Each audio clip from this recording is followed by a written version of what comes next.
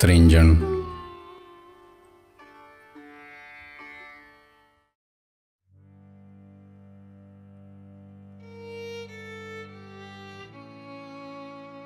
कहानी अशफाक अहमद, आवाज़ो पेशकश इलियास गोंदल। फुल्लियां। जदों निक्की जी सुगरा ने अपनी माँ के गल विच बाहां पा के पुछया, अब्बा किधर रह गया अम्मी, ते मरियम दियां अखां विच हंझू भर आए। उन्हें क्रोशिया एक पासे रख के सुगरा नूं कालजे नाल ला लिया ते पक्का जिहा मूँह बना के कहण लगी, वेखे ना राणीए, सारा दिन गली विच खेडदी रहिनी है, ताइयों ते सारे लीड़े मिट्टियो मिट्टी हो जांदे ने। इत्थे घर बह के गुड्डी पटोला खेडिया करें तां मैनूं रोज़ दिहाड़े तेरे लीड़े ते ना धोने पिया करन। सुगरा पहलां ते अपनी माँ वल बिट बिट तकदी रही, फिर उहदी ठोडी फड़ के कहण लगी, पर ऐ कोई साडा घर ते नहीं, साडा घर ते किधरे होर ही हुंदा सी, है ना अम्मी। मरियम ने कुड़ी नूं अपनी बुक्कल विच ढक लिया ते उहदियां अखां विच साउण भादरों दियां झड़ियां लग पईयां। आहो, उन्हां दा एक होर ही घर हुंदा सी, जिहदे विहड़े विच गली वाले पासे वन दा एक बुढ़ा जिहा रुख सी, जिहदी छावें उस घर दे तिन्ने जी हाड़ां दियां त्रिखियां दुपहरां मिट्ठी नींदर दे कुछड़ स्वर्ग दे झूटियां विच कढदे सन। ऐसे रुत विच जदों पीलू पकदियां, सुगरा दुल्ले माशकी दी बेबे कोलों नाड़ दी टोरी बनवा के लै आउंदी। उहदा अब्बा आप रुख ते चढ़ के धी राणी लई पीलू तोड़दा ते टोरी भर के उहदे गल विच लमका दिंदा। खुल्लियां जुंडियां वाली भूतनी जी सुगरां दे गल विच महल दी टोरी वेख के मरियम ते उहदा घर वाला बाग बाग हो जांदे, पर उस वेले ने तोड़ ना निभाई ते सुगरां होरां नूं पिंड छड्डना पिया। ना वो मदरसा रहा जिथे सुगरां दा अब्बा पढ़ांदा सी, ना वो संदूकड़ी रही जिहदे विच चिट्ठियां ते लाण वालियां मोहरां सन, जड़ियां सुगरां रोज़ अपने अब्बे कोल जाके मत्थे ते बाहां उत्ते लवांदी सी, ते ना ही सुगरां नूं कोई ये दसदा सी भई उहदा अब्बा कित्थे चला गया है। पिंड विच ते सुगरां कोल वन सुवन्ने खिडौणियां ते आले भोलियां दा मूँहों मूँह भरिया डब्बा सी, पर इत्थे उहदे कोल बस इक्को ही गुड्डी रह गई सी, जिहदे गल विच सूतर दा धागा सपोलीए दी तरह कुंडलां मार के चंबड़िया होया सी, ते उहदी थां ते पट दा धागा पाउण लई सुगरां नूं कोई घर नहीं सी लभदा। ना ते इत्थे अब्बे दी संदूकड़ी ते ना सुगरां दी अम्मी उहनूं पट दी गुच्छी लै के देंदी सी। पता नहीं सबना नूं इक्को वारी की हो गया सी। ये भाई जिहड़ा अजकल सुगरां होरां दे घर रहिंदा सी, इन्ना कब्बा सी जो गल गल ते लोहा लाखा हो जांदा ते कदे कदे सुगरां दी अम्मी नूं दो हूरे भी जड़ देंदा। अद्धी अद्धी रात पे गाल मंदा बोलदा ते घर वड़दियां ही बदल दी तरह गज्जण डै पैंदा। पहिलां पहिलां जदों सुगरां ने मरियम कोलों पुछया, अम्मी ऐ कौन है, ते मरियम ने उहदे सिर ते प्यार नाल हत्थ फेर के बड़े हौसले नाल आख्या, ऐ तेरा अब्बा है पुत्तर, ते हुण असीं इहदे नाल इत्थे ही रहा करांगे। सुगरां उच्ची उच्ची रोण लग पई ते अपनी अम्मी दा लीड़ा छिक के कहण लगी, ऐ कोई नहीं मेरा अब्बा ते होर है, जिहड़ा मैनूं घोड़ी ते बहा के हूटे देंदा सी, ऐ ते तैनूं गालां कढदा है। मैं कोई नहीं अम्मी, ऐ नहीं मेरा अब्बा। मरियम ने अथरू पूंज के आख्या, मैं तैनूं किवें समझावां राणीए, हुण इहो ही तेरा अब्बा है। सुगरां दे कख भी पल्ले ना पिया, पर वह डरदी डरदी उस भाई नूं अब्बा कहण लग पई, जिन्नूं महल्ले वाले क्रेशी साहब सददे सन। ये कहरवान सदा ही भूतरिया रहिंदा सी, पर सुगरां नूं वेख के ते असलों ही सड़ जांदा। मलूक जई नसीबां हारी मरियम नूं अजਿਹੇ ਮਿਹਣੇ देंदा पई आंढी गुआंढी कन्नां विच उंगलियां दे लैंदे ते मरियम सड़ के चुल्हे अगे मिट्टी दी मूरत बन जांदी।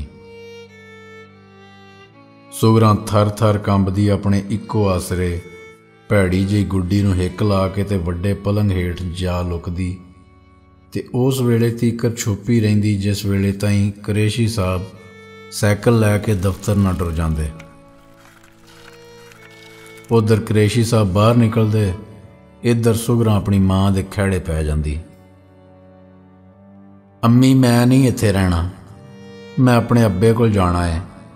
तू भावें इत्थे ही रह पई पर मैनू मेरे अब्बे कोल भेज दे। मरियम कोलों कोई वर जवाब दिता ना जांदा ते सुगरां हाड़े गत्तण लग जांदी। अम्मी जे मैनू अब्बे कोल नहीं घल्लना ते मैनू ताए दे घर ही छड्ड आ। पर मरियम उन्होंने यह किवें दसदी पई ताया भी इन्हां दा सक्का नहीं।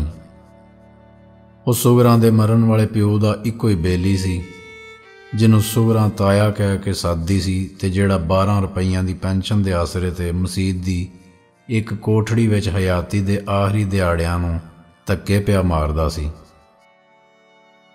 पिंड छड्ड के दोवां मावां धीआं ये औखा वेला ताए कोल ही कढिया ते उसे दे आखण ते मरियम ने अपना सिर कजण लई दूजा विआह कर लिया। उधर मरियम अपने नवें घर टुर गई ते इधर ताया 2 रुपए महीने की किस्त बन के 7 करजा देण लग पिया। इन्हां 3 महीनों विच जिथे कुरैशी साहब ने मरियम नूं कई वारी होरियां नाल चंबिया, उत्थे 2 चंडां सुगरां दे भी जड़ दित्तियां। पहले पहल अपनी अम्मी नूं मार पैंदियां वेख के सुगरां रोण लग जांदी, पर वेले ने हौली हौली उहदियां अखां दे गलेडू राह विच पी लए ते भूतनी जी सुगरां खिंगर होके रह गई। ये उस दिहाड़े दी गल है जदों मरियम सुगरां नूं कुछड़ बहा के उहदियां मीडियां पई करदी सी। कुरैशी साहब चाण चक्की उत्तों आ गए। उन्हां कुड़ी दी सोल जी बांह मरोड़ के उन्हूं मां दी झोली विचों छिक के परां कंध वल धक्का दिता ते गज के कहण लगे, मैं कोई इहदा ठेका नहीं लिया होया। तैनूं 100 वारी आख्या इहनूं यतीमखाने भेज दे। मैथों अपने घर विच इहदी बूथी नहीं वेखी जांदी। मैं बाबे नाल पहलां ही गल मुका लई सी, पर तूं मेरे ठाकदियां भी इस नूं नाल लै आई है। मरियम सिर नीवा करके चुप चपाती मंजी ते बैठी रही ते कुरैशी ने एक हथ मार के पुछया, बोल हुण, बोलदी क्यों नहीं? इनू लै जांदी है किधरे कि मैं आप ही मुकावां इसदा स्यापा? मरियम फिर भी ना बोली ते कुरैशी साहब ने अगे वध के कुड़ी दी बांह फड़ लई ते बूहे वल घसीटण लग पे। मां कोलों ये वेख्या ना गया। अगे वध के छुड़ाण जो लगी तां काले शाह खुंड वर्गे बूट दा ठुड्डा उहदी वक्खी विच वजया। मरियम कलेजा फड़ के भुंजे बह गई ते कुरैशी साहब बुड़ बुड़ करदे कुड़ी दी बांह छड्ड के घरों बाहर निकल गए।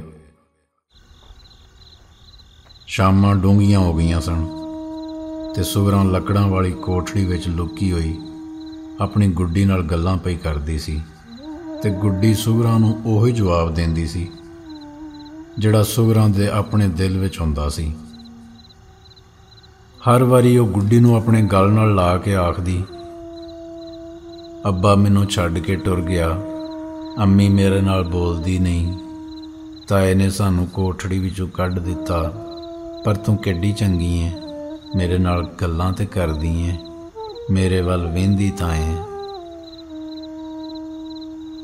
खबरे वो किन्नी देर तीकर इन्हां वहणां विच पई रहिंदी जे उहदी अम्मी आख्या, तू मेरे कोल आई नहीं धीए, वेखां मेरे कोलों ते गुड्डी चंगी है जिहदे नाल तू किहड़े वेले दीयां गल्लां करी जानी है। मैं बीमार हाँ पुत्तर ते तू पुछण ही नहीं आई। सुगरां उठ के खलो गई ते अपनी मां दा हथ फड़ के पुछण लगी, तैनूं की होया है अम्मी? मरियम ने कंबदियां ਉਹਦੇ ਸਿਰ ਉੱਤੇ ਹੱਥ ਫੇਰਿਆ ਤੇ ਹੌਲੀ ਜਿਹੀ ਆਖਿਆ, ਮੈਂ ਬਿਮਾਰ ਹਾਂ ਪੁੱਤਰ, ਆ ਮੇਰੇ ਕੋਲ ਚੱਲ ਕੇ ਬਹੋ। ਜਦੋਂ ਮਰੀਅਮ ਬੂਹੇ ਬਾਰੀਆਂ ਦਾ ਆਸਰਾ ਫੜਦੀ ਫੇਰ ਆਪਣੀ ਮੰਜੀ ਤੇ ਆ ਕੇ ਬਹਿ ਗਈ। ਸੁਗਰਾਂ ਉਹਦੀ ਸਰਹਾਂਦੀ ਆਪਣੀ ਗੁੱਡੀ ਝੋਲੀ ਵਿੱਚ ਪਾ ਕੇ ਨਿੱਕੇ ਨਿੱਕੇ ਹੱਥਾਂ ਨਾਲ ਮਾਂ ਦਾ ਸਿਰ ਕੁੱਟਣ ਲੱਗ ਪਈ। ਐਸ ਜਾਗੋ ਮਿੱਟੀ ਵਿੱਚ ਮਰੀਅਮ ਦਾ ਸਾਹ ਇੰਝ ਚੱਲਦਾ ਸੀ ਜਿਵੇਂ ਵਾਵ ਰੋਲੇ ਵਿੱਚ ਸੁੱਕਾ ਪੱਥਰ ਖੜਕਣ ਲੱਗ ਜਾਂਦਾ ਹੈ। ਸੁਗਰਾਂ ਨੇ 2-3 ਵਾਰੀ ਮਾਂ ਨੂੰ ਬੁਲਾਇਆ ਪਰ ਉਹ ਅੱਖ ਨਾ ਪੁੱਟ ਸਕੀ। ਵੱਡੀ ਰਾਤ ਗਏ ਤਿੱਕਰ ਸੁਗਰਾਂ ਨੂੰ ਆਪਣੀ ਮਾਂ ਦੀ ਆਵਾਜ਼ ਨਾ ਆਈ। ਸੁਗਰਾਂ ਚੁੱਪ ਚਪੀਤੇ ਉਹਦੇ ਮੂੰਹ ਵੱਲ ਵੇਂਦੀ ਰਹੀ। ਜਦੋਂ ਬੂਹਾ ਖੜਕਿਆ ਤੇ ਕੁਰੈਸ਼ੀ ਸਾਹਿਬ ਦੇ ਸਾਈਕਲ ਦੀ ਖੜਾਕ ਆਈ, ਸੁਗਰਾਂ ਛਾਲ ਮਾਰ ਕੇ ਮੰਜੀ ਤੋਂ ਉਤਰੀ ਤੇ ਫੇਰ ਲੱਕੜੀਆਂ ਵਾਲੀ ਕੋਠੜੀ ਵਿੱਚ ਜਾ ਲੁਕੀ। ਇੱਥੇ ਲੁਕਿਆ ਹੋਇਆ ਉਹਨੂੰ ਕੁਰੈਸ਼ੀ ਸਾਹਿਬ ਦੀ ਆਵਾਜ਼ ਇੰਝ ਆਉਂਦੀ ਸੀ ਜਿਵੇਂ ਕੋਈ ਖੂਹ ਵਿੱਚੋਂ ਬੋਲਦਾ ਹੈ। ਕੋਈ ਅੱਧੀ ਰਾਤੀ ਜੇ ਸੁਗਰਾਂ ਨੇ ਆਪਣੀ ਗੁੱਡੀ ਦੇ ਮੂੰਹ ਸਿਰ ਤੇ ਹੱਥ ਫੇਰਿਆ ਤੇ ਉਹਨੂੰ ਇੰਝ ਲੱਗਾ ਜਿਵੇਂ ਉਸੇ ਉਤਰੀ ਨੇ ਉਹਦੀ ਅੰਮੀ ਨੂੰ ਬਿਮਾਰ ਕੀਤਾ ਹੋਵੇ। ਸੁਗਰਾਂ ਸੋਚਿਆ, ਜੇ ਮੈਨੂੰ ਗੁੱਡੀ ਇੰਨੀ ਚੰਗੀ ਨਾ ਲੱਗੇ ਤਾਂ ਅੰਮੀ ਕਦੇ ਵੀ ਬਿਮਾਰ ਨਾ ਹੋਵੇ। ਪਹਿਲਾਂ ਜਦੋਂ ਅੰਮੀ ਇੱਕ ਵਾਰੀ ਬਿਮਾਰ ਹੋਈ ਸੀ ਤੇ ਅੱਬੇ ਨੇ ਘਰੇ ਪਾਲਿਆ ਹੋਇਆ ਬੱਕਰਾ ਦਿੱਤਾ ਸੀ ਤੇ ਅੰਮੀ ਚੰਗੀ ਭਲੀ ਹੋ ਗਈ ਸੀ ਤੇ ਉਹਨੇ ਆਪਣੇ ਹੱਥ ਨਾਲ ਪਿੰਡ ਦੇ ਮੁੰਡੇ ਕੁੜੀਆਂ ਨੂੰ ਫੁੱਲੀਆਂ ਵੰਡੀਆਂ ਸਨ। ਸੁਗਰਾਂ ਚੁੱਪ ਚਪਾਤੇ ਉੱਠੀ ਤੇ ਉਸਨੇ ਬਾਹਰ ਆ ਕੇ ਉਸ ਤੰਦੂਰੀ ਵਿੱਚ ਆਪਣੀ ਗੁੱਡੀ ਸੱਟ ਛੱਡੀ ਜਿਹਦੇ ਵਿੱਚ ਕੁਰੈਸ਼ੀ ਸਾਹਿਬ ਦੇ ਹੁੱਕੇ ਲਈ ਗੋਹੇ ਧੁਖਦੇ ਰਹਿੰਦੇ ਸਨ। ਫੇਰ ਮੁੜੀ ਤੇ ਉਸੇ ਲੱਕੜਾਂ ਵਾਲੀ ਕੋਠੜੀ ਦੇ ਖੂੰਜੇ ਵਿੱਚ ਇੱਕ ਨਾਲ ਗੋਡੇ ਜੋੜ ਕੇ ਸੌਂ ਗਈ। ਉਹਨੂੰ ਸੁਪਨੇ ਆਉਣ ਲੱਗ ਪਏ ਪਈ ਉਹਦੀ ਅੰਮੀ ਸੂਹਾ ਲੀੜਾ ਲੈ ਕੇ ਮਹੱਲੇ ਦੇ ਮੁੰਡੇ ਕੁੜੀਆਂ ਨੂੰ ਫੁੱਲੀਆਂ ਵੰਡਦੀ ਫਿਰਦੀ ਏ ਤੇ ਸੁਗਰਾਂ ਅੰਦਰੋਂ ਥਾਲੀਆਂ ਭਰ ਭਰ ਲਿਆਉਂਦੀ ਪਈ ਹੈ। ਅਗਲੇ ਦਿਨ ਜਦੋਂ ਉਹਦੀ ਅੱਖ ਖੁੱਲ੍ਹੀ ਤਾਂ ਧੁੱਪਾਂ ਕਿੱਡੀਆਂ ਚੜ੍ਹ ਆਈਆਂ ਸਨ। ਸੁਗਰਾਂ ਨੱਸੀ ਨੱਸੀ ਆਪਣੀ ਅੰਮੀ ਦੀ ਮੰਜੀ ਵੱਲ ਗਈ ਪਰ ਉਹ ਬਾਹਰ ਆ ਚੁੱਕੀ ਸੀ। ਉਹ ਭੱਜ ਕੇ ਬਾਹਰ ਨਿਕਲੀ। ਵਿਹੜੇ ਵਿੱਚ ਮਹੱਲੇ ਦੀਆਂ ਜਨਾਨੀਆਂ ਇਕੱਠੀਆਂ ਹੋਈਆਂ ਸਨ। ਸੁਗਰਾਂ ਨੇ ਨਲਕੇ ਵੱਲ ਵੇਖਿਆ ਜਿਹਦੇ ਕੋਲ ਹੀ ਉਹਦੀ ਅੰਮੀ ਪੁੰਜੇ ਇੱਕ ਫੱਟੇ ਤੇ ਲੰਮੀ ਪਈ ਸੀ। ਕੋਲ 2-3 ਪਾਣੀ ਦੀਆਂ ਬਾਲਟੀਆਂ ਭਰੀਆਂ ਸਨ ਤੇ ਅੰਮਾ ਸ਼ੇਹਾਣੀ ਨੂੰ ਦੂਜੀਆਂ ਜ਼ਨਾਨੀਆਂ ਪਾਣੀ ਦੇ ਲੋਟੇ ਭਰ ਭਰ ਕੇ ਦੇਂਦੀਆਂ ਪਈਆਂ ਸਨ। ਸੁਗਰਾਂ ਖਲੋਤੀ ਦੀ ਖਲੋਤੀ ਰਹਿ ਗਈ ਤੇ ਜਦੋਂ ਅੰਮਾ ਸ਼ੇਹਾਣੀ ਦੀ ਨਿਗਾਹ ਉਸ ਤੇ ਪਈ ਉਹਨੇ ਆਪਣੀ ਧੀ ਨੂੰ ਛੇਤੀ ਨਾਲ ਆਖਿਆ, ਉਹ ਵੇਖ ਨੀ ਸ਼ਹੀਦਾਂ, ਉਹ ਸੁਗਰਾਂ ਖਲੋਤੀ ਏ, ਲੈ ਜਾ ਉਹਨੂੰ ਹੱਟੀ ਤੋਂ ਫੁੱਲੀਆਂ ਲੈ ਦੇ, ਸ਼ਾਬਾਸ਼, ਝੋਲੀ ਭਰ ਕੇ ਲੈ ਦੀ ਮੇਰੀ ਧੀ ਨੂੰ ਤੇ ਅਜੇ ਇਹਨੂੰ ਬਾਹਰ ਹੀ ਰੱਖੀ। ਸ਼ਹੀਦਾਂ ਨੇ ਲੋਟਾ ਉੱਥੇ ਹੀ ਰੱਖ ਕੇ ਸੁਗਰਾਂ ਨੂੰ ਕੁੱਛੜ ਚੁੱਕ ਲਿਆ ਤੇ ਬਾਬੇ ਦੀ ਹੱਟੀ ਤੋਂ ਫੁੱਲੀਆਂ ਦਿਵਾਉਣ ਲੈ ਗਈ।